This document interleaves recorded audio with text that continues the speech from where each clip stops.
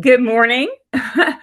um, I am Cheryl Glass, an outreach teacher of the deaf with the GOLD program, Louisiana School for the Deaf, and I work the North Louisiana area. Um, I am here today to introduce, I would like to call her a friend, an acquaintance, and I've enjoyed working with her, Leigh Anne Norman. She is a diagnostic audiologist in Shreveport with Willis Knighton Audiology. And typically, she sees babies who have failed their newborn screening and are referred for further testing. And so we've asked her to come today to give us some information on the different types of hearing tests that are done and what those tests mean and what information they get from the different tests and how that is used. Um, that being said, we are going to need cameras and mics turned off to get the best so that we can hear and see what Leigh Anne has to show us. And if you have any questions, you can put those in the chat or you can hold them until the end of the presentation and ask Leigh Anne, and she will do her best to answer whatever questions you have. And I'm going to hand it over to Ms. Leigh Anne Norman. Thank you, Cheryl. I appreciate it. And I appreciate the invite. I'm glad to be here. Like she said, I'm an audiologist at Willis Knighton in Shreveport, and I've been here for about 27 years. I've served on the EDI Advisory Council. I've taken part in a lot of different task groups and workshops throughout the state for years, and I really love testing children. Children are my favorite. I find it to be very rewarding. It's a very rewarding part of my work, and I'm glad to be able to share this with you. But my goal today is to make this very informative and helpful, and I want to keep it very practical in terms of the types of tests that we use, types and degrees of hearing loss that we refer to, and I want to stick with some real world examples at the end if we have time. And so let's get started. I want to talk about what are some of our goals in testing hearing? I'd say we really have three main goals. We want to determine the type of hearing loss, be it conductive, sensory neural, mixed, or auditory neuropathy, and we'll look at each one of those in a little more detail. We want to determine the level of hearing. We want to know if the hearing is mild, moderate, severe, profound. And we want to look at the shape of the hearing loss. Audiograms have different shapes. Sometimes they're high frequency, sometimes they're flat, sometimes they're cookie bite. And we'll look at what that means in terms of hearing and understanding speech sounds. So let's look at the audiogram. There's a couple of things we're going to talk about that are sort of the key things to remember. We're going to talk about frequency. In all of our testing that we're doing, we're talking about frequency. And that's described in hertz. So frequency is the pitch. It's like a piano. We go from a low bass sound over to the high pitch sounds. And then we're going to also talk about the intensity in terms of decibels. It's basically like turning up your TV. We'll go from very, very soft to very, very loud. And we plot these numbers on an audiogram. The right ear we plot in circles. Sometimes you'll see a triangle, but the right ear is generally circles and the left ear are X's. And then we're going to look at the different levels of hearing loss. We're going to plot that on an audiogram. We're going to look at mild, generally from about 20 to 40 decibels. That's in terms of loudness. Moderate hearing loss gets to be in about the 40 to 60 or 65 range.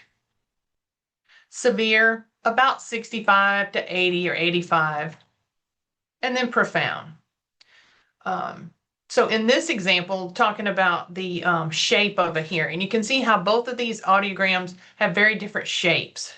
This one on the left, I would classify that as moderate, rising to normal. And this one over here on the right ear has more of a cookie bite. It looks like somebody took a bite out of a cookie. And in that case, you have moderate to severe, rising back up to mild or moderate, whereas the left ear is in the normal range. So those are a couple of key terms to really remember: the pitch or the frequency and the intensity or the decibels. So what is the speech range? A lot of times you may hear people refer to the speech banana. And this is an area where most speech sounds fall into this range. And when you plot that on the audiogram, it looks something like a banana. So that's why we call that the speech banana. Now, there are some sounds that fall outside of that range, but for the most part, we can kind of plot them on here and get an idea of the pitch of those certain sounds. And ultimately, that has classroom implications as the child gets older. So notice on our audiogram, we have low pitch over to the high pitch and very soft to very loud. So a lot of our vowel sounds, the oohs and the ahs, those are going to be lower frequency sounds. Whereas some of these little consonant sounds, the S sound, the TH sound, the F sound, those are higher frequency sounds. For example, a child with a higher frequency hearing loss might have difficulty distinguishing kite from sight because those sounds, they look the same on the mouth even when they're spoken, but they're difficult to hear. And so that's where the confusion comes in. And sometimes it's difficult to understand what somebody says. Plotting in our levels of hearing there on the audiogram, as you see, somebody with a mild hearing loss would be able to tell that somebody is talking, but they're missing out on those key little sounds that helps you distinguish the words.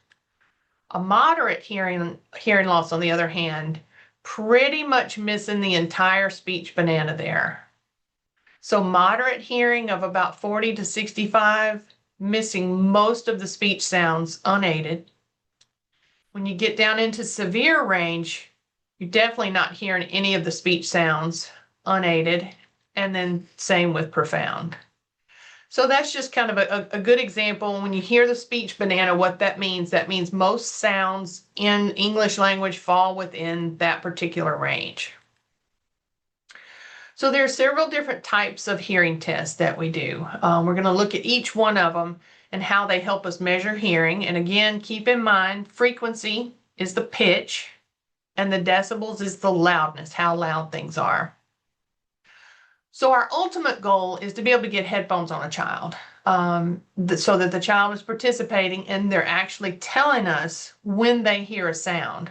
You go through each different sound at each level, and you plot that on your audiogram. And that's sort of our gold standard we want to get to. But that requires a child of about 5 years old plus to understand that concept. Most of the time working with little ones, you're going to see results that are VRA, or visual reinforcement audiometry. And that's where the child is sitting in a parent's lap between the speakers, and the sound is made through the speaker. And when the child turns to look, they're rewarded with a toy of some sort. As long as the child can sit unsupported in the parent's lap and they have good localization, you can pretty much get a good VRA test on that child. And then when the child gets a little bit older, starting around 3 years old, then you can start getting conditioned play. And in that case, the child is wearing headphones and they listen to a toy, and when they hear it, they're conditioned to put it on the block or in the bucket or whatever when they hear the toy. So that occurs at about 3 years old and can go to 4 or 5. It just depends on the child. But for the most part, working with babies and toddlers, you're going to see results in terms of an ABR, an auditory brainstem response. Working with kids about 3 years old and younger, but don't be confused with the names. You may see it referred to as an ABR, which is auditory brainstem response. You might hear somebody talk about a bear, and that's brainstem auditory evoked response, a BAER. Or it might just be shortened to auditory evoked potentials, AEPs. But don't be confused by that. It's all the same test. If a child in Monroe had an ABR and you hear a child in Shreveport referred to as a bear, it's the same test. But for my purposes here, we're going to refer to it as an ABR. Same test, just a different name. So the ABR is one of the tests that we use to screen infants, but those are just automated tests. The computer basically puts the level at 35, which is a good, pretty low level. And then it records and recognizes whether or not the response is there. But in the clinic, we're actually going into more detail and we're trying to determine, just as we said before, the loudness it has to be, as well as the frequency levels. But this is commonly done on infants and children and other individuals who can't actively participate in some sort of a behavioral type test. It's an objective test where the child is either asleep or lying still. And sometimes that's really hard to do with toddlers, younger kids that can't participate. It's hard to get them to lay there and go to sleep or to be still enough. So that's when we often have to take them over to the OR and do that test under anesthesia. It's very dependent on the child being still. So that's why they have to be put to sleep often to be able to get that test completed. So the way an ABR works, it's an objective test, meaning that the child doesn't respond during the exam. And it's not a true test of hearing, meaning it gives us an estimation of their hearing by recording responses from their nerve. The actual hearing test per se would be when the child is telling you that they hear it. But this is how we estimate where that would take place if the child were old enough to do it. So what we do, we have earphones in the child's ear and little electrodes all over their head. And what happens, if my little animation will work, not really well, but it puts the little sound into the ear. They'll hear a chirping sound or a clicking sound, and then it records how the nerve reacts to that sound. You start at a louder level and you work your way down until you don't see that on the tracings anymore. And so then you know that's the lowest point at which the ear is reacting to the sounds. And you can do that with earphones or headphones. You can do it with bone conduction, where you put the little bone conduction on the back of the head. You can do different types of sounds, tones and clicks, and it all gives you an estimate of how the child hears the sound on the speech banana. And we'll look at an example of how this translates over in a minute. So when you're looking at an ABR, what we're looking at is certain markers. We call them waves. And so as the child's nerve responds to the sounds, we get these waves. And so we start loud. This one is about 60 decibels. That's not particularly loud. But then we lower it and we start to lower the volume. And we see how low we can get that nerve to react to the sound. You see that perfect little waveform, 60, 40, 20. I'm just turning the volume down each time, 60, 40, 20. And that just shows us that all the way down to 20 decibels, that child's ear is reacting to the sound like like we would want it to be. Now on this one, you do see a nice strong wave at 80. 80 is pretty loud. 60, 50, and then you kind of lose it. You get pretty straight here. Nice big waveforms, and then it gets pretty flat and you don't have that nice wave. So in this case, you can say that you're somewhere between 40 and 50 decibels, which is your loudness. That's how loud you had to turn it up in order for that ear to react to the sounds that you're putting in there. Now with this one, this is a 2000 hertz tone burst, and we'll look at that on the audiogram in just a second. I'll explain it better what that means. But in other words, it's specific to that particular tone. And so that really gives us a good estimation of then how they hear at that frequency and how that's going to relate to how well they hear speech sounds. Same thing on this one, 80, 70, 60. Might can make an argument for 55, but you really lose it here in about the 50 or 55 range. Same thing on the left side, 80, 70, 65, and then you pretty much lose that nice little continuity here. So with this one, you know that child is hearing that higher frequency, that 2000 hertz, in about the 60 or 65 range. So when you put that on your speech banana, on your audiogram, left ear and right ear at about 60 or 65, anything above that level, they're not hearing that. So you know then at that point that child's not hearing that shh or that g, or even probably the K sound. So that's how we're able to estimate and plot out on the audiogram how the child hears at a particular frequency and what that means for future speech development. So a similar, but at the same time, a very different type of test that we use is called an auditory steady state response, or ASSR. It's still an evoked potential test. You're still using the same electrodes, the same earplugs in their ear, but this one is really great because it allows us to test low pitch up to the high pitch in both ears at the same time. It works really, you get a lot of information really, really quickly with this one. Um, and so this one's plotted just like on an audiogram, as if the child were able to raise their hand when they hear the sounds. So with this one, this is a good example of a unilateral hearing loss, or a loss in just one ear. So notice how it's similar to the audiogram. We have loudness, just like the other one did, where I showed the speech banana. So that's your loudness, that's your frequencies. Low pitch on up to the high pitch. So in this case,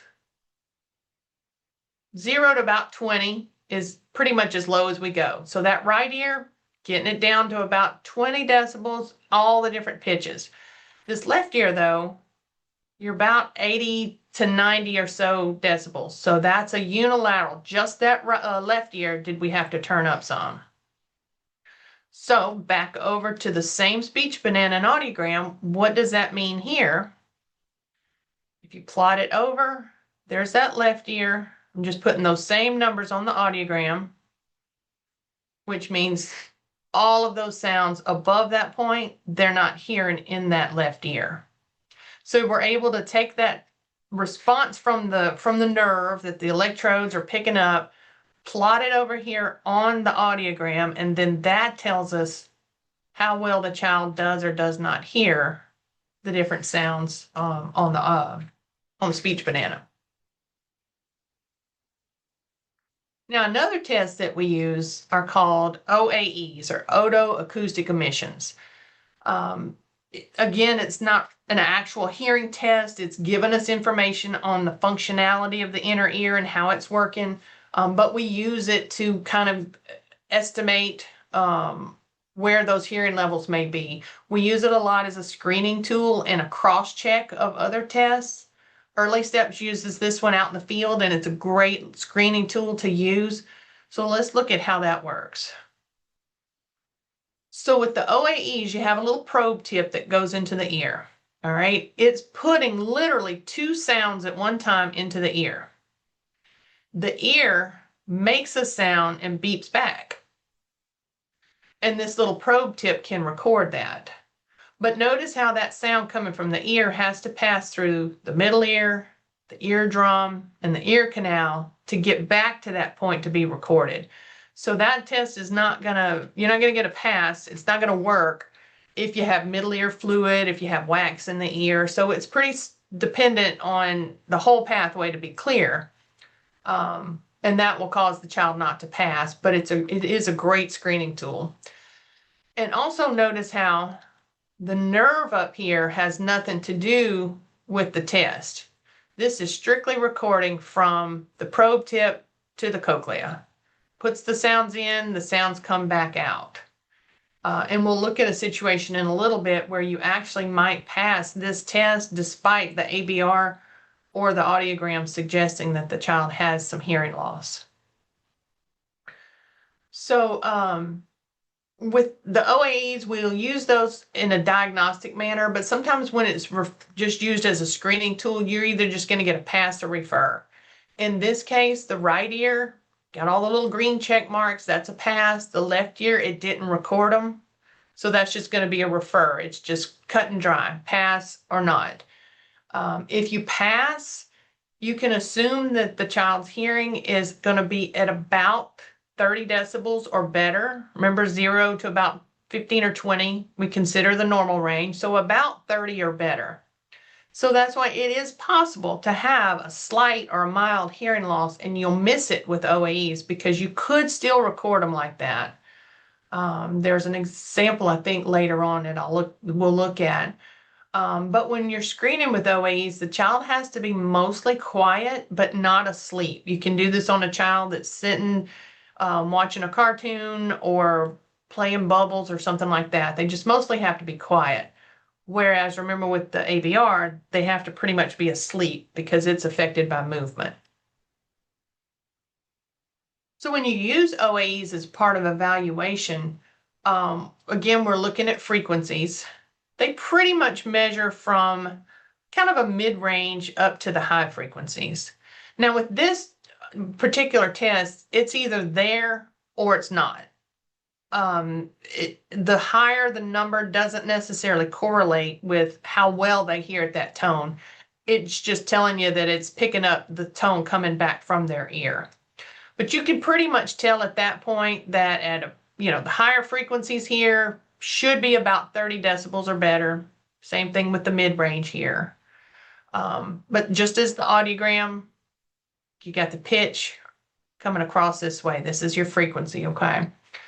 Now we don't plot these like you do the ABR, but this just kind of gives you a mental line. Sorry, there's your frequencies. The key is if they're present, it's at about 30 decibels or better at that particular frequency. So relating back over to the audiogram of the speech banana, there's your 30.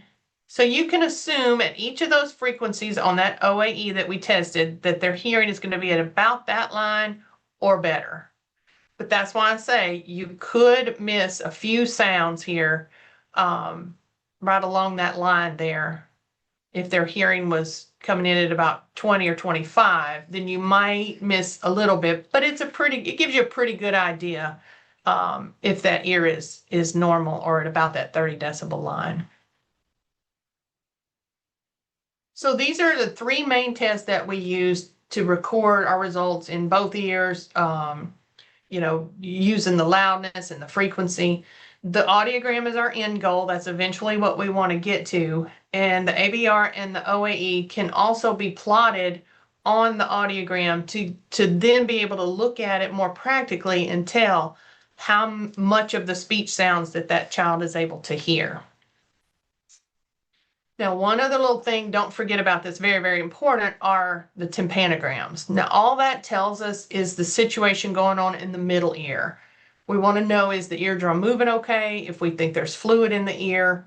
The main thing to know here is we're looking for that nice little mountain peak. If you see that little mountain peak, that shows you the eardrum's moving good. There's no fluid in the ear. When you get these straight flat lines like that, then you're probably dealing with a little fluid in the middle ear, and that can obviously play a part and impact their hearing. Using the same picture as before, it's not actually the probe that would be used, but this will give you an idea of how it works. So the probe puts in a positive and a negative pressure along with a tone, but it tells us a few things just in a matter of seconds. We want to know, is the eardrum intact or if there's a hole in it? We want to know if there's middle ear fluid or pressure behind the ear. And to a certain degree, I mean, we would look, but it can tell us how much the wax in the ear is impacting the results. But that's what you're looking at with tympanograms, is just this section of the ear right here. It's not really telling you anything about their hearing level, but it is telling us if we think we have a clear pathway and if the ear is all clear or if we think there's fluid in their ear. I'll pause here just for a second, and I was going to hold questions to the end, but are there any questions about the type of tests we use? Because then we'll go on to classifications of hearing.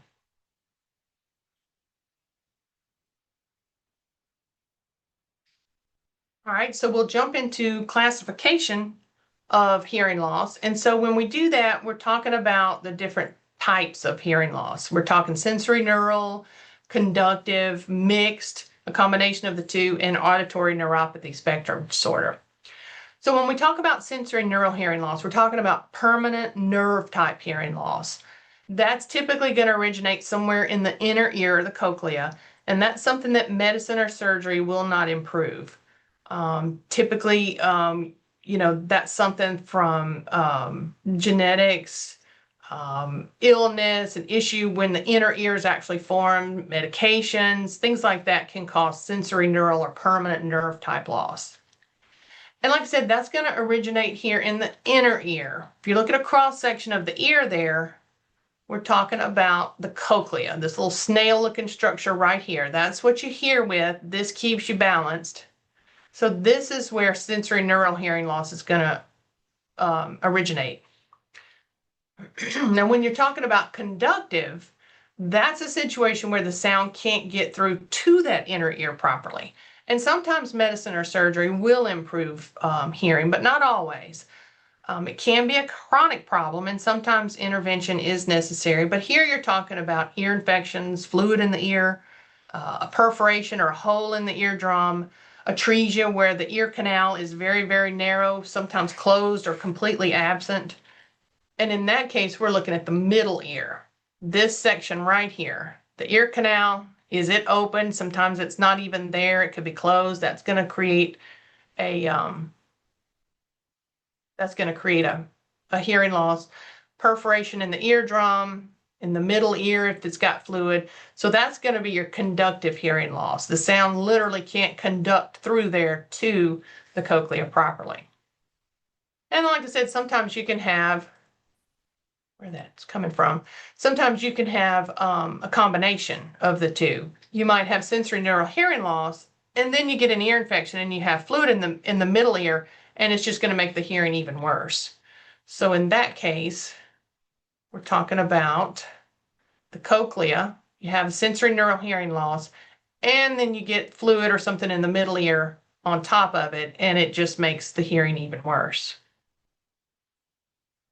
Now, auditory neuropathy spectrum disorder is a fairly rare condition where the ear receives the sound properly, but there's a problem sending the signal to the brain.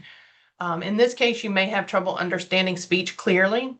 Your hearing may vary or worsen over time, and it's highly variable, the results you get. You could get actually a normal audiogram or even up to a profound hearing loss. It's all over the place with the results that you can get with auditory neuropathy. These are often caused by things like lack of oxygen at birth, severe jaundice, infectious diseases, neurological disorders, and things like that. But looking at it on our same picture here, this is how I said earlier that you could miss some hearing loss in situations with just the OAEs. Reminder, sound goes in, your ear makes a sound. That is completely limited to this area here between the probe and the cochlea. Auditory neuropathy affects these nerves coming out. So you will probably have normal and present otoacoustic emissions because the ear is working, but the nerve coming out of it is where the problem is.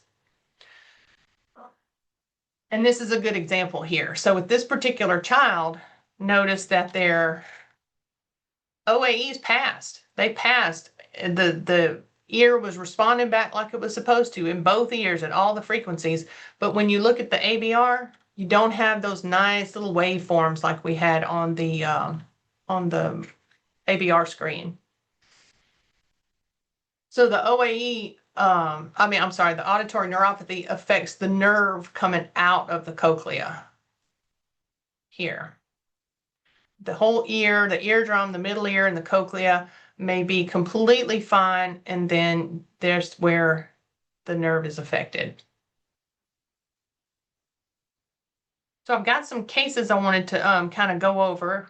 Before I do that, if there were any questions about the types of hearing loss, I can take a couple of those. Otherwise, I do want to look at, drawing all over, at a couple of the cases. So I saw this particular child in our operating room, in our OR and day surgery, since she was getting to be a toddler. She was 12 months old, and it would have been really difficult to get a 12-month-old to take a nap and get all of the information that we needed, because this child had previously been diagnosed with high-frequency sensory neural hearing loss. So the higher pitched tones had permanent hearing loss. And we needed to get it updated for the sake of hearing aid tweaking. She already had hearing aids, but we needed to be able to adjust them a little bit. So there was a lot of information that needed to be gathered. And so it was just best to go over to the OR for that one. So with this one, you see the nice waves here from 80, pretty loud, 70, turn it down to 60, and then you lose it. So you're about 55 or 60 here. Same thing on the left ear, 80, 70, 60, 50. So you're in about the 50, 55 ballpark range. So you know, just right off the bat, in about a 50 decibel hearing loss, you're in about the moderate level. So then you want to get really specific. So this is that 2000, that's that higher frequency that I showed earlier. Same thing, 80, 70, 60, 80, 70, 65, and then you pretty much lose it after that. So that 2000 is going to be in about the 60 range, moderate. And then you do 4000, which is even higher frequency. You're going across that piano. Think about it like that. You're getting even higher in frequency. Same thing, 80, 70, 65. Same thing on both sides. So those higher frequencies then are in the moderate range. If you do the ASSR, which gives you both ears at the same time, you get about the same thing, 50 at 2000 and 4000, 2000 and 4000. So the ABR and the ASSR are usually pretty close. They may not be exact. The ABR was in about the 60 range. This is 50, but that still puts you in about the same ballpark there. So if you put that over on our audiogram and our speech banana, you can see that the child is hearing the fact that people are talking. But all these little high frequency sounds over here that help you distinguish the words, that's where the child is missing that information. That's going to be a high frequency hearing loss. Low frequencies are normal in both sides, and then it drops off in these higher frequencies here. So anything softer than that, the child's not hearing. So with a high frequency hearing loss, one thing that you'll hear, or I hear this often here, is that the child responds well to sounds at home. So a lot of times, well-meaning family members or friends will say, well, she heard that. He can hear me when I talk to him. And that's true. But it's important to recall that speech banana, where so many of those important consonant sounds are heard inconsistently when you're missing those high frequencies. Now, if it's an adult that has a high frequency hearing loss, they already have their speech and language developed. The adults come in with that same type of audiogram, and they're the ones that are asking their spouse, huh? Or what? But they've already got their speech and language developed. And that's why with an infant or toddler, it's critical that they hear those sounds, because they don't have that speech and language developed like an adult does. But with a high frequency hearing loss, they can hear, but they're going to miss important fragments of speech. Sometimes they may be accused of selective hearing, difficulty understanding in noisy environments. Yeah, definitely at risk for educational difficulty and delayed language. Those little sounds like that F and the S that we talked about, they're going to be heard much more inconsistently.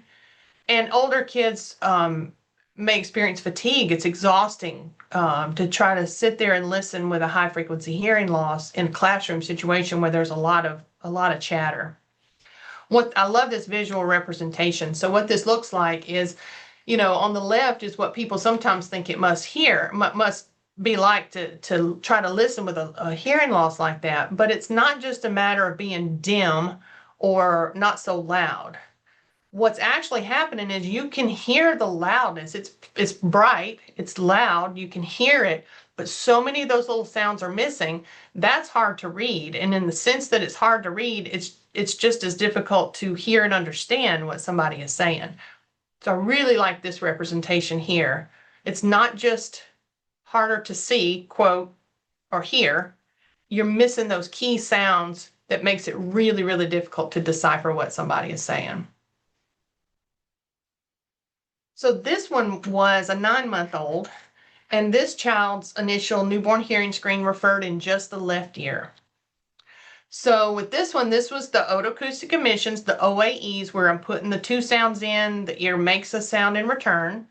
And you can see on the right ear, each of the tones, each from the real high pitch down to the lower tones, the little green check marks. That's what we want.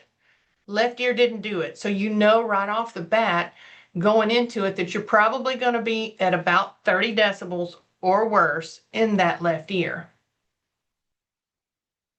You do the ABR and you get the nice waveforms here, 80, 60, 40, 30, 25, all the way down to 20 or 25 in that right ear. Left ear, I had it up to 90. Pretty much as loud as it can go. It might go a little bit louder, but you just don't see those nice little waveforms here. It's just pretty flat all the way across. So then you do the ASSR. It gives you both ears at the same time, different frequencies. Right ear, there's your right ear normal at about the 20 range. Left ear, we had no response at 90. Here it's picking up a little something here in some of the lower tones, but same thing. You're down here in that profound range, severe to profound range.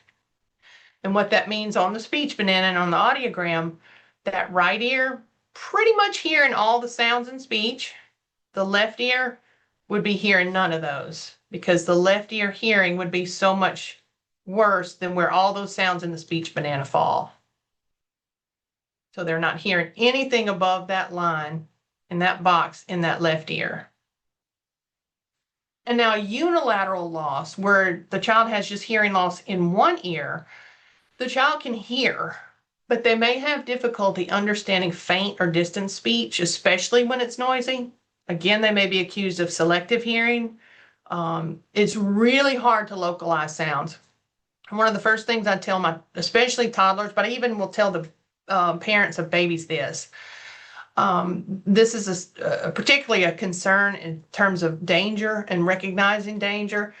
If the child is playing or riding their bike out near the street or on the sidewalk and a car blows the horn, they'll hear the horn, but you can't localize in time to be able to find where it's coming from. So that's a particular concern, is not being able to find the direction of the sound in order to react to it in time. The child may appear inattentive or distracted, or they get frustrated. And again, they may experience fatigue in the classroom because it takes a lot of effort to sit there and listen with just one ear, taking it all in. Now, this was a 2-month-old who their initial newborn hearing screen referred in both ears. And so we did the OAEs, just the little screening tool. I do that first because then it tells me right off the bat we're dealing with probably some level of hearing loss, at least about 30 or greater. So none of the little green check marks or none of the check marks were here on either side. And so then when you do the ABR, right ear, 80, 60, I'm turning it down, 50, 40, 80, 60, 50, and you pretty much lose it here between 40 and 50. You click over to the one that we can test both ears at the same time, the different tones. And so that ABR was in about the 40 or 50 range. There's that right ear, about 40. The left ear was coming in at about 55 or so, but still in about the same ballpark. That's what I said. ABR and the ASSR don't always exactly match up, but they're pretty close though. So if we plot those numbers on our audiogram, the right ear is a little better than the left ear. There's the left ear of the X's. But you see how that affects the speech understanding and the speech banana. That right ear is hearing people talking. The left ear is not. It's not hearing any of those speech sounds. Oops. Not hearing any of the speech sounds, and the right ear would be missing out on some of those consonant sounds in particular. But both ears are well into the speech range here, to where the child would have a lot of difficulty hearing and understanding what somebody said. So in this case, we're looking at moderate hearing loss. And with moderate hearing loss, even with hearing aids, you might still miss some of what's said when it's noisy, or you're getting a reverberant environment like a gymnasium, a church, things like that, where there's a large open room. The amount of speech signal that can be missed can be about 50% or more with just a 40 decibel loss. And just another little bit 10 decibel more hearing loss, 80%. Consistent use of amplification and language intervention prior to age 6 months increases the likelihood that language and learning will develop at a normal rate. And again, increase fatigue because the effort needed to listen is so great on the child. Now, this one was an 11-month-old child, and this one's initial newborn hearing screen referred in both ears. This one had prolonged NICU with multiple health issues. And when I did the ABR, really loud here at 90, turn it down just a little bit, but still loud at 80. You only see that response, that little waveform there at 90 on both sides. So you know you're dealing with probably a severe to profound loss. You click over to the same ASSR that gives you both ears at the same time. There you are in about that 90 range, just like the ABR. And if we plot that on our audiogram, just like before, right ear circles, left ear's X's, literally hearing none of the speech sounds whatsoever. So with severe to profound hearing loss, without amplification in about that 70 to 90 range, you're only going to hear loud noises from about a foot away. Family members have to be involved in the child's communication at a very young age. Relationships with peers and adults who are also deaf or hard of hearing can make very positive contributions towards that child's development of a healthy self-identity and self-concept and a cultural identity. And there's no one communication system that's right for all deaf or hard of hearing children and their families. What works best for that family is what works best. Any questions on the types of hearing loss, types and degrees of hearing, implications that it has on speech development in the classroom? I'm open to questions if anybody has any. I couldn't see the chat if there's anything in the chat. I do have a question, Okay. Leigh Anne. Um, the the AOEs, are they Mhm. sometimes done in the ENT's office? I have Sometimes. parents Well, asking, or I have parents saying, well, they stuck that thing in his ear and they said it was okay. So that they're doing a temp, or it may be that they're doing the AOEs. I just wondered if that's it's sometimes done. probably in an ENT office is more likely to be a tympanogram, and that's just measuring whether or not there's fluid in the ear. If there's an audiologist in that ENT office, they could very well be doing the OAEs, but probably if it's just an independent ENT, they're probably doing a tympanogram to help them decide if there's fluid behind the eardrum. It's probably what that was. Thank you.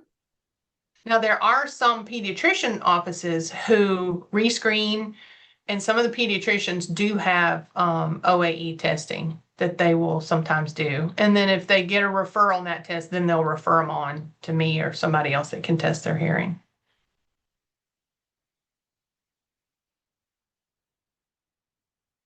Any other questions or anything? I appreciate the opportunity to come, and if anybody has any questions or thoughts or anything like that, don't hesitate to reach out to me, or you can reach out to me through Cheryl if you need to. But just let me know.